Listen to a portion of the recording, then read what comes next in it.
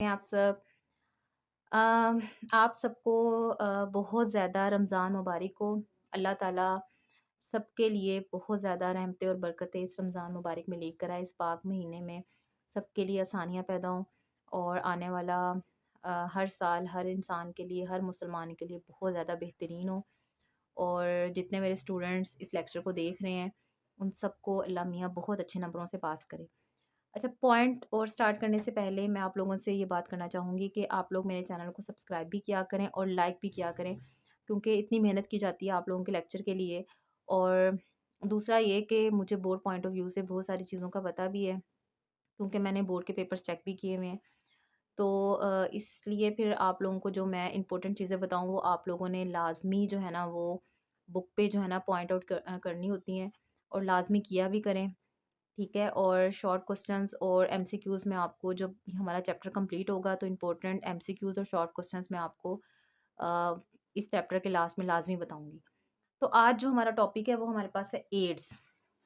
Important topic है, और ये नॉर्मली वर्ल्ड ओवरऑल में बहुत ज़्यादा ये डिज़ीज़, पाकिस्तान में तो इतनी ज़्यादा नहीं है, लेकिन बाहर की कंट्रीज़ में बहुत ज़्यादा है ये डिज़ीज़। तो लोग थोड़ा इस चीज़ में इंटरेस्ट भी लेते हैं कि एड्स होता किस तरह से है और इसमें ऐसा क्या है, सिम्पटम्स वगैरह इसके। तो अगर हम लोग एड्स को देखें तो एड्स हमारे पास है एक्वायर्ड इम्यून डेफिशिएंसी सिंड्रोम। ठीक है? Acquired immune deficiency syndrome. अगर हम लोग फर्दर देखें एड्स के बारे में, तो AIDS is acquired immune deficiency syndrome. ये एक बीमारी है, कुव्वत मुदाफ़ियत की कमी हो जाना किसी भी इंसान के अंदर। ठीक है? Immune deficiency syndrome. Immune system अगर हमारा स्ट्रॉन्ग है तो हमें कोई भी डिज़ीज़ इतनी जल्दी जो है ना वो हम पे इफ़ेक्ट नहीं कर सकती। ठीक है?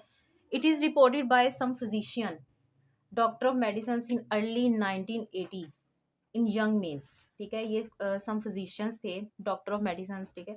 उन्होंने 1980s में जो है ना वो यंग मेल्स के अंदर इस डिज़ीज़ को जो है ना वो डिस्कवर किया था।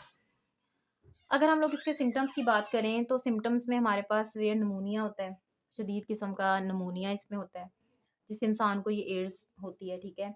Real vascular cancer. ठीक है? खून की नालियों का कैंसर हो जाता है। सडन वेट लॉस, उस बंदे का वेट लॉस बहुत जल्दी से होता है। स्वोलन लिम्फ नोड्स और जनरल लॉस ऑफ इम्यूनिटी, ये इसके एड्स के सिम्पटम्स हैं, जो कि बोर्ड पॉइंट ऑफ व्यू से बहुत ज़्यादा इंपॉर्टेंट है। ठीक है? और इसके अलावा ये जो मैंने आपको डिस्कवरी बताई है इसकी, कि रिपोर्टेड कब हुआ था, 1980s में हुआ था यंग मेल्स के अंदर। तो ये भी आपसे एज एमसीक्यूज में पूछ सकते हैं। ठीक है? अगर हम लोग इसकी फर्दर देखें तो हमारे पास एड्स जो है ना वो डिस्कवर हुआ था 1980s में इन सम मेल्स में। ठीक है? आल दीज जो हमारे पास पेशेंट्स थे एड्स के, वो होमोसेक्सुअल थे, सेक्स बिटवीन टू मेल्स। ठीक है? और देखा जाए तो सम कुछ हमारे पास नॉन होमोसेक्सुअल्स थे। They have receive blood transfusion और blood products in virus of AIDS. अगर हम लोग फर्दर देखें तो ये हमारे पास डिस्कवर हुआ था इंस्टीट्यूट ऑफ फ्रांस में। ठीक है? और नेशनल इंस्टीट्यूट इन यूएसए, इन दो इंस्टीट्यूट हैं, इनमें जो है ना इसको डिस्कवर किया गया था, देखा गया था। और 1986 में इस वायरस को नाम दिया गया था एचआईवी वायरस का। ठीक है? अब ये आपने पॉइंट्स याद रखने हैं, ये डेट्स आप लोगों ने याद रखनी है, 1986 वाली और 1980s वाली। ये आपने जो है ना, ये आपको बोर्ड पॉइंट ऑफ व्यू से बहुत ज़्यादा इंपॉर्टेंट है, और ये एज अ एमसीक्यूज भी आ सकती है आपके पास। तो जब इसका नाम एचआईवी रखा गया तो एचआईवी का नाम क्या होगा, फुल फॉर्म इसकी, ह्यूमन इम्यूनो डेफिशिएंसी वायरस। ठीक है? तो ये आपके पास जो है ना वो एचआईवी वायरस की एक डायग्राम फिगर दिखाई गई है। ये हमारे पास बुक में भी मौजूद है, अगर आप देखें तो ये वहाँ पे क्लियर कट आउट उन्होंने बनाई हुई है। अच्छा, अगर हम लोग इसकी डायग्राम की बात करें तो यहाँ पे हमारे पास आरएनए जीनोम होता है। ठीक है? इसके ऊपर ये जो 2 मोती के दाने के बराबर हमारे पास होते हैं रिवर्स ट्रांसक्रिप्टेज, जो है ना वो हमारे पास एक मौजूद होता है, जो कि रिवर्स का काम करता है।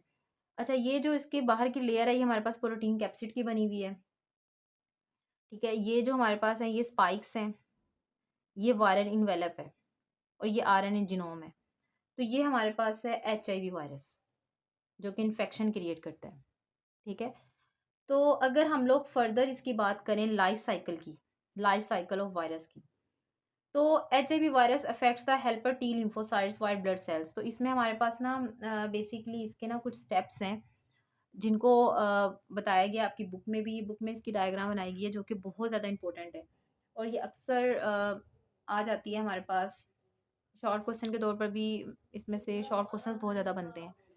और अगर हम लोग इसके फर्दर लाइफ साइकिल की बात करें, तो इसमें ना कुछ हमारे पास इसकी लाइफ साइकिल की जो है ना वो प्रोसेसेस हैं, जैसे कि सबसे पहले अटैचमेंट है, रिवर्स ट्रांसक्रिप्टेस है, इंटीग्रेशन है, असम्बली और लास्ट पे रिलीज। तो HIV वायरस अफेक्ट कैसे करता है? HIV वायरस जो है ना बेसिकली अफेक्ट करता है हमारे टी लिम्फोसाइट्स को। अब टी लिम्फोसाइट्स हमारे पास कौन से होते हैं? हमारी ब्लड के वाइट ब्लड सेल्स। आपको पता है हमारे हमारे ब्लड में, हमारी जो बॉडी है उसमें 3 तरह के ब्लड्स होते हैं, white blood cells, red blood cells और प्लेटलेट्स, ठीक है। तो हमारे पास जो वाइट ब्लड सेल्स है ना, तो HIV वायरस जो है ना उसको अफेक्ट करता है। अब इसमें जो टी लिम्फोसाइट्स है ना, इनका मेजर कंपोनेंट होता है इम्यून सिस्टम।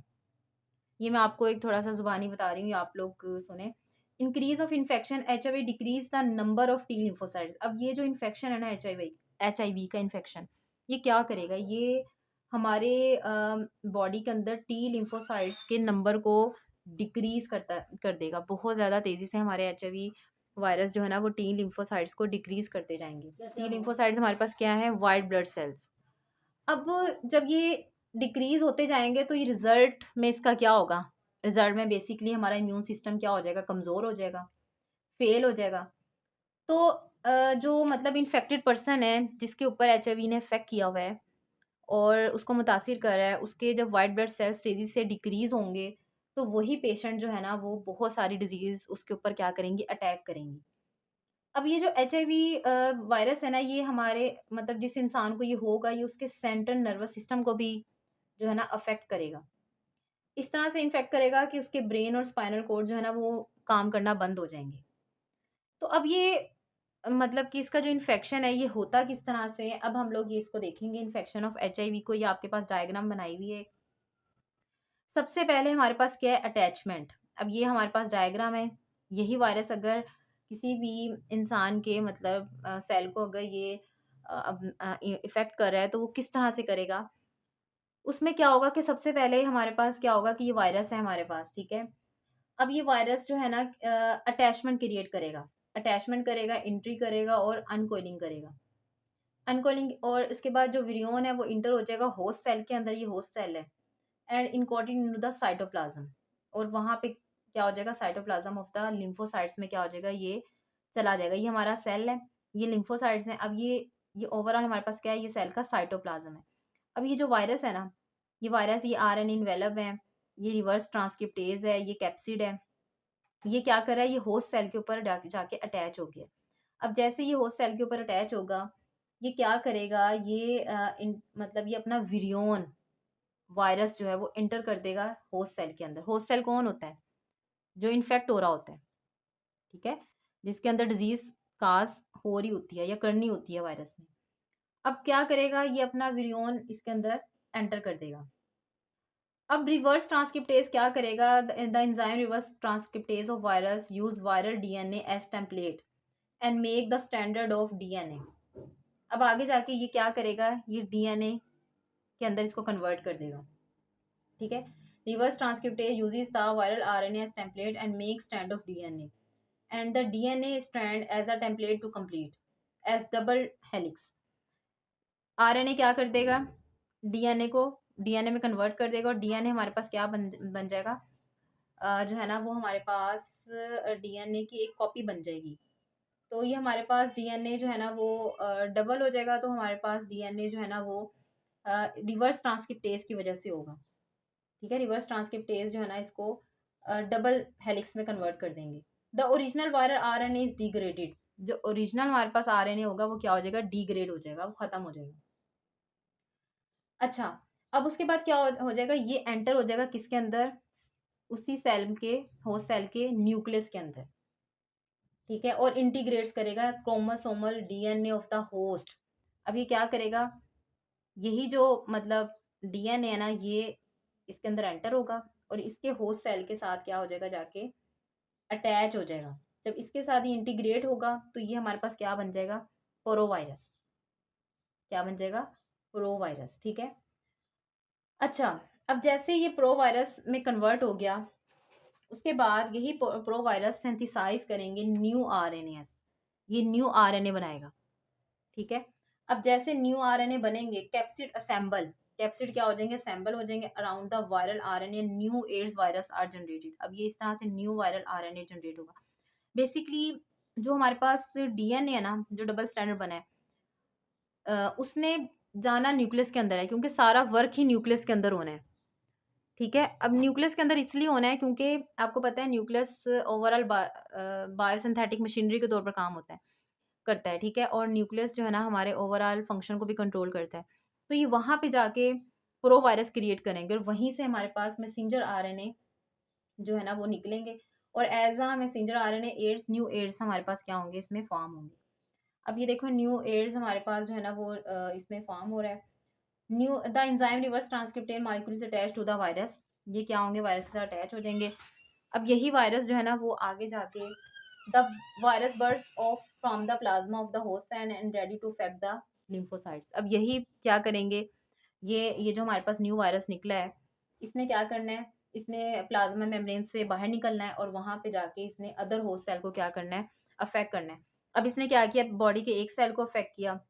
ठीक है। वहाँ पे इसने अपनी जो है ना स्ट्रेंथ को इंक्रीज़ कर दिया। अब यही वाला वायरस आगे जाएगा, आगे जाके दूसरे वाले सेल के साथ अटैच होगा, वहाँ पे जाके उसकी नंबर को इंक्रीज़ करेगा। इस तरह से ये पूरी बॉडी के लिम्फोसाइट्स को क्या कर देगा, अफेक्ट करता जाएगा, जिसकी वजह से जो पेशेंट है उसकी बॉडी में लिम्फोसाइट्स की जो है ना वो तादाद क्या होती जाएगी, कम होती जाएगी। और इसी तरह से वो उसका इम्यून सिस्टम वर्क करना छोड़ देगा और इसी तरह से फिर उसको डिजीज़ काज होगी।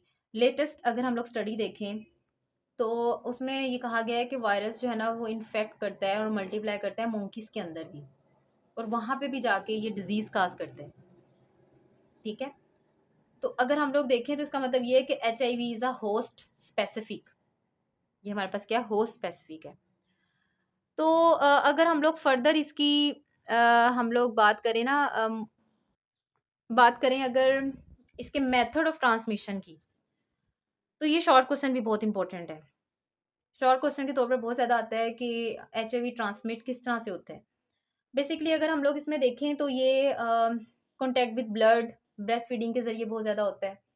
Health care workers can acquired HIV during their professional act. इसके अलावा intimate without marriages, sexual contact की वजह से बहुत ज़्यादा ये डिजीज़ जो है ना वो ट्रांसमिट होती है। अगर हम इसकी प्रिवेंशन और ट्रीटमेंट की तरफ देखें तो इसमें ये हो सकता है कि डायरेक्ट कॉन्टैक्ट विद एचआईवी। ठीक है। Sterile stringing should be use for drug injection. जरासीम से पाक जो है ना हमें स्ट्रिंजेस वगैरह यूज़ करनी चाहिए। इसके अलावा surgical instrument should be use sterile, मतलब कि साफ़ सुथरी जो है ना हमें न्यू सर्जिकल इंस्ट्रूमेंट यूज़ करनी चाहिए, किसी की यूजेबल नहीं करनी चाहिए। और vaccines against HIV has been synthesized, बन चुकी है वैक्सीन एचआईवी के लिए, और ये experimental administration human start in early 2001 in South Asia. 2001 में जो है ना ये तजर्बाती इस्तेमाल के तौर पर उन्होंने सबसे पहले ही बनाई थी। तो पाकिस्तान में नहीं है लेकिन ये बाहर के कंट्रीज़ में बन चुकी है। ठीक है स्टूडेंट्स, और आप लोगों ने मेरे चैनल को सब्सक्राइब भी करना है, शेयर भी करना है और लाइक भी करना है। ठीक है। और नेक्स्ट लेक्चर के लिए फिर हम लोग नेक्स्ट जो टॉपिक है वो हमारा हेपेटाइटिस है, उसको भी हम डिटेल में स्टडी करेंगे। तब तक के लिए अल्लाह हाफिज़।